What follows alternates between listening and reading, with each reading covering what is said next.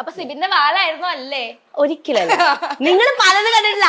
പല സമയത്ത് സിബിന് ഓളി ഇടുമ്പോ ഞാൻ സിബിനെ വിടാണ്ടിരിക്കുന്ന സിബിൻ ആ ശരി 100,000 അത് വെച്ചിട്ടാ സിബിൻ സ്പഷ്ടമായി പറയാം, നീ വെറും ചൊക്കി. എടാ ഞാൻ എന്ത് നല്ലത് നിന്നെ പറ്റി പറയാന്നറിയോ?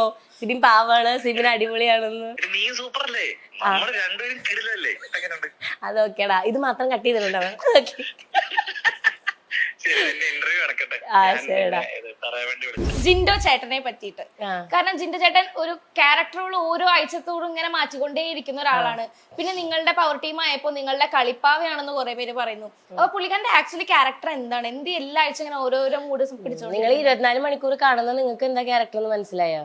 ഇല്ല, അതുകൊണ്ടാ ചോദിച്ച എന്താ ക്യാരക്ടർ. ഇത് ഞങ്ങളവിടെ മറ്റേ നമ്മള് പറയില്ലേ ഈ സണ്ണി, ഡോക്ടർ സണ്ണീനെയൊക്കെ കൊണ്ടുവന്ന് ആ ഒരു അവസ്ഥയിൽ മനസ്സിലാക്കണം എന്നൊക്കെ വിചാരിച്ചു പോയി. കാരണം ജിൻഡോ ചേട്ടൻ ഞാൻ ഇടപഴകിയിടത്തോളം വെച്ചിട്ട് ജിൻഡോ ചേട്ടൻ ഒരു ചെറിയ കുട്ടിയായിട്ടാണ് എനിക്ക് തോന്നിയത്. കാരണം തൊട്ടതിനും പിടിച്ചതിനൊക്കെ ആൾക്ക് കംപ്ലൈന്റ് ആണ്. അതായത് ഒരാഴ്ചയും ജിൻഡോ ചേട്ടൻ എപ്പോഴും ചായ കുടിച്ചു കഴിഞ്ഞാൽ ചായ ഗ്ലാസ് കഴുകിക്കാൻ മറക്കും. അത് അവിടെ ഇവിടെ വെച്ചിട്ട് പോകും. അപ്പൊ അതൊക്കെ അവിടെ വലിയ ഇഷ്യൂ ആണ്. അപ്പൊ ഞാൻ വെറുതെ ഇങ്ങനെ ഇരിക്കണത് ഗബ്രി വന്നത് നോക്കി, ഇത് ജിൻഡോന്റെ ചായ കപ്പാണ്, ഇതിന് പണിഷ്മെന്റ് ഒക്കെ കൊടുക്കണം എന്ന് പറഞ്ഞു. നമ്മൾ പവർ ടീമാണല്ലോ, ഇനിയിപ്പോ അത് കൊടുത്തില്ലേ പ്രശ്നമാവുമല്ലോ. ഞാൻ പറഞ്ഞു ജിൻഡോ അവിടെ മൊത്തം കപ്പ് ഇരിക്കുന്നുണ്ട് എല്ലാവരുടെയും, അത് കഴുകി വെക്കണം എന്ന് പറഞ്ഞു.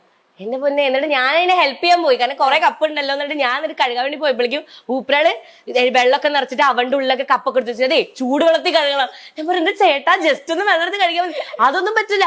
പിറ്റേ ദിവസം എന്റെ കപ്പ് വേറെ ആരോ കുടിച്ചിട്ട് അവിടെ വെച്ചിട്ടുണ്ടായിരുന്നു. എന്നിട്ട് പൂജ കപ്പ് കുടിച്ചിട്ട് എന്നെ കൊണ്ട് കഴുകിപ്പിച്ച്. ജിൻഡോ ചേട്ടൻ നോക്കിയിരിക്കും, ഇത് എപ്പൊ തിരിച്ചു കൊടുക്കാൻ പറ്റും നോക്കിയിരിക്കും. എനിക്ക് ചിരി വന്നു. ആ അതൊരു കൊച്ചുകുട്ടിയുടെ ക്യാരക്ടറായിട്ടാണ് എനിക്ക് തോന്നിയത്. ജിൻഡോ ചേട്ടനെ ഭയങ്കര കംപ്ലൈന്റ് ചെയ്യും, ഭയങ്കര പരാതിയുള്ള ഒരു കുട്ടി. അപ്പൊ നമ്മള് പോട്ടടാ സോറി എന്നൊക്കെ പറഞ്ഞാൽ ജിൻഡോ ചേട്ടൻ ഓക്കെ ആവും.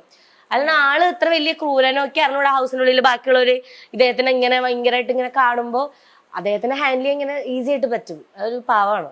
എന്തായാലും നമ്മള് അർജുൻ ശ്രീധു കോംബോനെ പറ്റി ചോദിച്ചു. അപ്പൊ അതേപോലെ തന്നെ വേറൊരു കോംബോ ഇട്ട് നിൽക്കുന്നതാണ് ഗബ്രി ജാസ്മിൻ കോംബോ. ആ കോംബോനെ പറ്റി എന്താ പറയാനുള്ളത്? ഇത്രയൊക്കെ പറഞ്ഞ പോലെ ആൾക്കാര് ഞാനും കൂടെ പറയണോ അതില്? പൂജ നേരിട്ട് കണ്ട ഒരാളാണല്ലോ, അതുകൊണ്ട് ചോദിക്കുക. ആ കോംബോനെ പറ്റിയിട്ട് പറയാനുള്ളത്, എനിക്ക് ഗബ്രിയുടെ സൈഡും ജാസ്മിനെ എനിക്കറിയാം. പക്ഷെ ബട്ട് സ്റ്റിൽ അതായത് ആ ഒരു വ്യക്തി ഈ ഒരു വ്യക്തിനായിട്ട് ഇമോഷണലി ഭയങ്കര കണക്റ്റഡ് ആണ്. ഒരു അത് മേ ബി അവർക്ക് ആ റിലേഷൻഷിപ്പിന് ഒരു പേരിടാൻ പറ്റിയിട്ടുണ്ടാവില്ല യെറ്റ്. ബട്ട് സ്റ്റിൽ അങ്ങനെ ഒരു കണക്ഷൻ ഉണ്ട് അവർക്ക്. പക്ഷേ എന്താ പറയാ, കുറെയൊക്കെ ഇപ്പം ഗബ്രി ആയാലും അതാണ് നിങ്ങളുടെ ഓഡിയൻസിന്റെ പോയിന്റ് ഓഫ് വ്യൂന്ന് ഭയങ്കര വ്യത്യാസം ഉണ്ടെന്ന് പറയണേ.